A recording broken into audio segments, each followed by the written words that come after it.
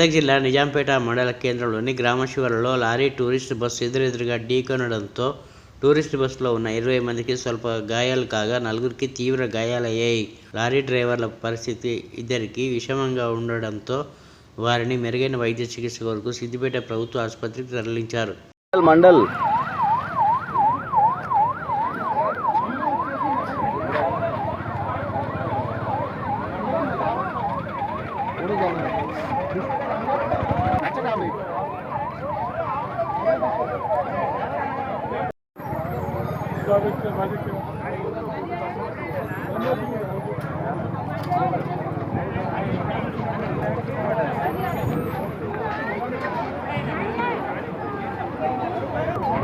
Suddenly ఎసరికి ఇక్కడ వచ్చేసినాం.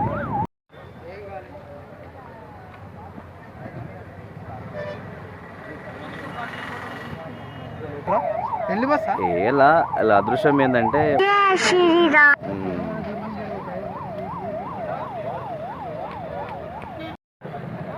ఉంటాడా